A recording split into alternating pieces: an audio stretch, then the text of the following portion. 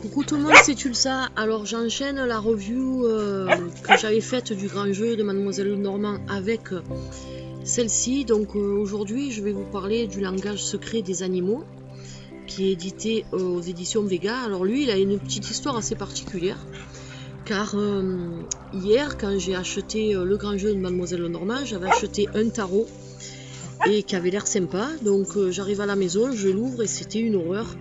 Les cartes étaient très fines, on aurait dit presque des cartes qui vous donnent gratuitement dans les magazines, vous savez, les cartes prédécoupées. Elles étaient très mal imprimées, il y avait carrément une partie de la carte qui manquait. Elles étaient imprimées toutes tordues, elles étaient très mal découpées, enfin quoi, atroce. Donc 17 €, je suis retournée au magasin et j'ai fait un échange. Et la vendeuse du rayon chez Cultura, qui est super sympa, elle m'a conseillé celui-ci. Comme elle sait que j'adore les animaux, elle m'a dit prends celui-ci. Et puis Morgan avait fait une review là-dessus. Et c'est vrai qu'il est bien, donc je me suis laissé tenter. Et après, en plus, je l'ai eu au même prix que l'autre. Voilà, pour le dédommagement. Donc franchement, ça vaut le coup. Alors donc, il est présenté dans une boîte, normalement, il coûte 22,90 €. Une boîte rigide, en carton. Qui est un peu plus petite que les autres boîtes qu'on a l'habitude de voir. Mais les cartes sont aussi grandes. Donc voilà, le dos de la boîte, toujours pareil, vous retrouvez les mêmes choses. Hein. On va pas à chaque fois refaire le même truc. Donc il n'y a pas de petite pochette, mais il y a une boîte qui est très très sympa. Alors vous avez le livre. Alors le livre explicatif qui contient, que je ne dise pas de bêtises, 163 pages avec des pages de notes à la fin. Une page sur l'auteur, à propos de l'auteur, voilà pour la fin. Alors ce qui nous intéresse c'est le début. Alors c'est Chip Richards qui a écrit cet oracle. Et donc vous avez donc le sommaire. Ensuite vous avez une introduction, toujours pareil. Ça change pas des autres oracles. Avec une photo en noir et blanc d'une des cartes. Pourquoi ce jeu a été fait, dans quel esprit il a été créé, voilà. C'est toute une introduction de l'auteur lui-même. Ensuite, vous avez l'utilisation des cartes pour les novices. Donc, il vous explique comment vous brassez vos cartes, comment vous les... vous faites plein de trucs hein, pour les novices qui n'ont pas l'habitude de se servir des oracles. Vous avez le message du moment, c'est-à-dire le tirage d'une carte unique. Ensuite, vous avez un tirage là. Il ne vous donne pas 50 tirages, il vous en donne que 2. Vous avez le tirage qu'ils appellent la roue médecine. Donc vous avez l'air qui est au nord, le feu qui est à l'est, le sud, l'eau qui est au sud et la terre qui est à l'ouest. Voilà.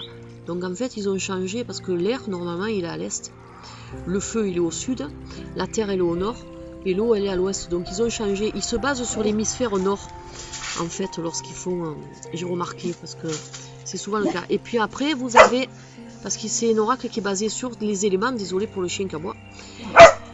Dixie, ça suffit. Et puis, c'est un petit monstre que j'ai à côté de moi. Et donc, vous avez aussi l'élément du bois, voilà, qui est représenté dans cet oracle-là. Donc ça, c'est très intéressant. Ensuite, vous avez donc la vision totem. Donc, si vous voulez rechercher votre animal totem. Et enfin, le message des cartes. Donc, vous avez les cartes qui sont classées par les éléments. Donc les premières c'est les éléments de l'eau, donc toutes les cartes qui sont reliées à l'élément de l'eau, vous avez la photo de la carte, toujours pareil. Ce que le dessin évoque, donc l'explication de la carte, et enfin à la fin le message de la carte et les phrases d'affirmation qui vous sont données en dernier lieu. Et ça pour toutes les cartes, donc qui sont classées par famille. Voilà, après on passe aux cartes qui sont des éléments, je crois, de l'air, je sais plus, ou du feu, voilà. Donc voilà, pour le livre, franchement, très complet comme livre, comme on retrouve de toute façon dans ces éditions-là, c'est toujours très très bien fait. Alors vous avez ensuite le deck, alors qui est assez gros, voilà, toujours pareil, je vous montre dans la main. Hein, on tourne sur une taille classique des oracles de ces éditions-là. Alors, tranche dorée, là, toujours le même truc, une petite languette en plastique qui tient votre deck. Et ensuite, donc, vous avez les cartes par famille. Alors, vous avez le bord qui va changer selon la famille de la carte. Donc là pour l'eau on a un bord bleu très très clair, à la limite gris. Voilà. Le dos des cartes qui est magnifique, qui est le même dessin que la carte. Donc vous avez ce magnifique lion avec du doré autour. Donc franchement super beau. Les cartes sont de très bonne qualité, elles sont épaisses, donc ça fait plaisir. Et donc on va commencer par la première. Alors pour chaque famille de cartes, vous avez une espèce d'as en fait, on va dire. Donc l'as qui représente l'eau, voilà, qui est représenté par un coquillage. Ensuite la carte de la baleine bleue. Alors c'est des cartes toujours pareilles, si vous voulez pas lire le livre, vous avez des mots-clés en bas, donc unité, résonance, magnificence et maîtrise. Donc vous savez à peu près ce que la carte signifie, même sans le livre. Donc ça c'est assez sympa si on veut faire des tirages intuitifs. Bourse polaire, et pareil pour toutes les cartes. Et regardez, elles sont trop belles. Le dauphin.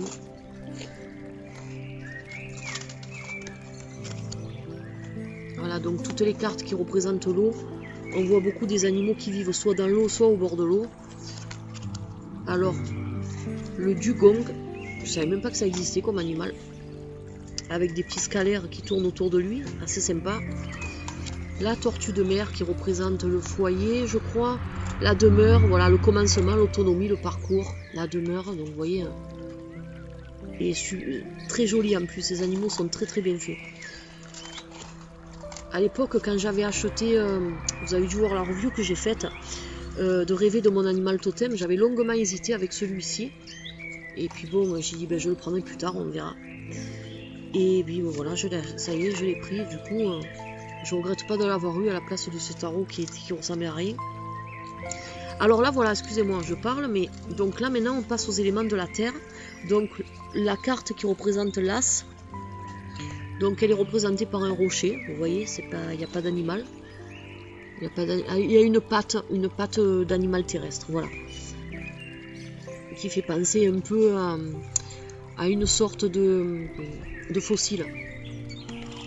Voilà, donc l'as de la terre, c'est le corps physique, l'enracinement, l'acquis, la culture, vous voyez, elle parle très bien. Alors la première carte, enfin la deuxième carte, c'est la carte du lion, qui est juste magnifique. Alors c'est le même lion qu'on retrouve au dos de la carte, vous voyez, mais bien sûr plus détaillé. Voilà. Gorille de montagne. Le léopard des neiges, qui est très beau. Le caribou. Alors, toujours pareil, il y a toujours des petits mots clés en dessous, donc ça c'est bien. Bon, il n'a pas la même, c'est un peu dans l'esprit animal totem, le chamanisme, tout ça, là, comme moi j'aime bien. Là.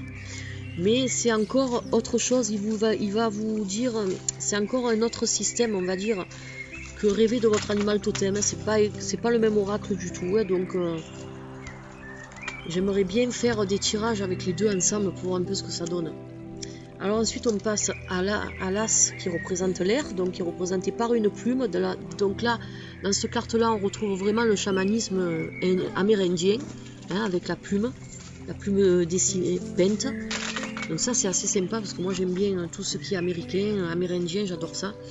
Donc l'aigle à col blanc que l'on retrouve vraiment aux États-Unis, qui est le symbole d'ailleurs des États-Unis. Dans les rêver de votre animal totem, il y a un aigle aussi, mais c'est pas la même variété, car ce sont des animaux australiens. Là, on est vraiment sur des animaux américains. Le pélican blanc. Elles sont superbes. L'albatros. Le condor. Le condor, elle me fait rire cette carte parce qu'elle me rappelle quand vous avez dû connaître quand on était petit les mystérieuses cités d'or. Il y avait le condor qui était doré là, en or. Et quand j'ai vu cette carte, j'ai pensé à ça, je sais pas pourquoi. Je regarde. Alors ce qui est agréable aussi, parce que je l'ai ouvert le deck cet après-midi, j'ai pas pu m'en empêcher avant la review. J'ai essayé dans l'ordre. c'est que les cartes n'étaient pas du tout collées entre elles. Donc ça, c'est assez agréable. Alors là, maintenant, on passe à l'élément du feu. Alors l'as du feu, ça représente une feuille d'arbre qui brûle. Voilà. Mais c'est toujours des couleurs chaudes qui dominent cet oracle. De toute façon, on est beaucoup dans le jaune orangé, un peu de rouge. Alors le cheval sauvage, regardez, avec les plumes indiennes. Donc là, on a encore un rappel sur l'art amérindien. La libellule. Le seul truc que je reproche un peu dans ces oracles d'animaux, c'est qu'ils ne peuvent pas s'empêcher de mettre des insectes. Alors il existe quand même beaucoup d'animaux qui sont bien plus jolis. Surtout quand on voit des araignées comme ça là. C'est la seule chose que je reproche un peu. Bon, pourquoi mettre des insectes alors qu'il y a des animaux bien plus beaux et bien plus majestueux, moi je trouve. Mais bon, ça c'est un avis personnel. Après, s'ils le mettent, c'est que ça doit avoir une signification. Bon, le seul insecte que je trouve beau, c'est le papillon. Bon, l'abeille encore, à la limite, je comprends, car l'abeille, c'est la carte de la créativité, de la résolution, de la récolte, du dévouement. Donc c'est vrai que les abeilles, bon, ont une utilité. Hein. Ceux qui aiment le miel sont bien contents d'en manger. Mais bon, sinon, à part l'abeille, franchement, je vois pas l'intérêt. La méduse orange. Alors, elle est... Moi, je l'aurais plus vu, cette carte, dans les éléments de l'eau. Mais bon, en même temps... La façon comme elle flotte, on dirait presque qu'elle vole, donc c'est peut-être pour ça qu'ils l'ont mis dans l'élément de l'air.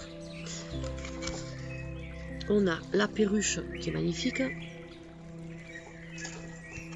Et là, on passe au 5e élément qui est le bois. Très original, donc toujours pareil, un fossile d'animaux dans du bois au lieu d'être dans une pierre avec des jolies feuilles. Voilà, donc ça c'est l'as. Moi je dis l'as, je sais pas si c'est des as, mais bon, je le vois comme ça. Le panda géant.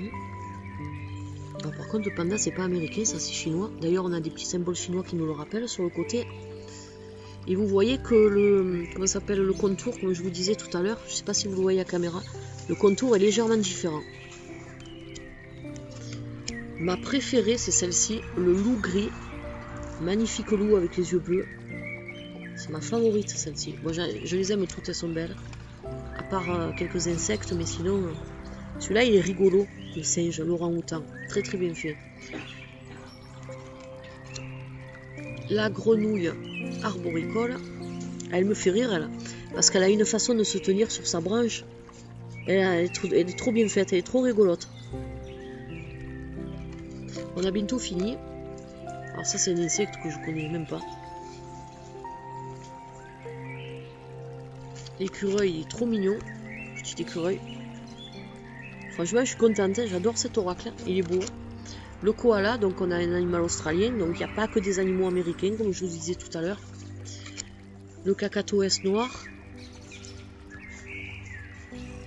Et enfin, la dernière carte, c'est Gaïa. Et j'ai regardé dans le livre, donc la carte de Gaïa, donc en fait, dans cette carte-là, sont représentés tous les animaux, voilà, tout simplement. Car c'est la déesse de la nature, donc la carte de Gaïa, c'est l'harmonie, l'abondance, l'intégrité et le pardon, voilà. Voilà pour cet oracle, donc je vais vous faire un peu, on va faire comme ils disent la carte, moi j'appelle ça la carte du jour. Je mélange mon deck qui est neuf, bon on va le faire juste comme ça, je mélangerai mieux à tête reposée. Et on va interpréter une carte, on va voir ce que ça donne. Désolé, voiture qui passe avec la musique à fond. Alors j'ai l'as de la terre.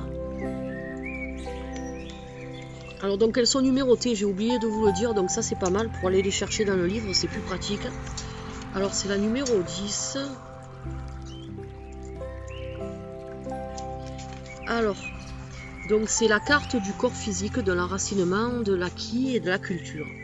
Alors donc il vous explique, comme je vous disais, le symbole de cette carte, l'histoire de cette carte. Je vais pas vous la lire parce que sinon la review va être très très longue. Et le message est très long aussi, donc je vais vous dire juste une partie pour vous donner un peu une idée. Alors le message c'est: sortez, enlevez vos chaussures, restez là, soyez l'élément de la terre. Alors soyez. Alors point. L'élément de la terre vous invite à retrouver le calme dans le mouvement, à vous enraciner pour aller plus loin, à vous installer en vous-même pour trouver la liberté. La terre fait don de réalisme et de tangibilité. La voie de la terre est simple, directe et complète. Il est inutile de se tendre, de se forcer ou de se presser, mais une présence cohérente et engagée est nécessaire. Ne vous perdez pas dans une vision d'ensemble et ne vous laissez pas happer par les détails. Concentrez-vous sur le lieu où vous vous trouvez, montrez-vous, soyez présent, poursuivez votre but, concentrez-vous sur les petites choses nécessaires et vous aurez le sentiment d'avoir beaucoup accompli. C'est le moment de construire, de cultiver, de vous ancrer dans des actes constants et engagés qui vous fourniront de solides fondations pour l'avenir. Un nouveau chapitre ou une nouvelle phase de votre travail est prêt à se dévoiler et le moment est venu de vous enraciner dedans, plantez-la dans la terre. Voilà, donc je ne vous lis pas le reste, mais vous voyez à peu près, donc on comprend très bien ce que cette carte veut dire. Bon, après, bien sûr, lorsque vous avez lu tout ça, il faut bien sûr analyser le texte en le comprenant, et puis, bien sûr, si vous tirez les cartes à quelqu'un, vous n'allez pas lui lire tout ce speech, parce que sinon la personne, elle va s'endormir en deux. Donc après, c'est à vous d'interpréter avec vos mots. Voilà, mais franchement, un très bon oracle, je vous le conseille si vous ne le connaissez pas. Et puis, je suis très contente de l'avoir acheté. Et puis, je vous retrouve prochainement donc pour une autre vidéo et un tirage avec cet oracle. En attendant, je vous souhaite de passer une bonne journée et je vous dis à la prochaine vidéo. Allez, bye bye!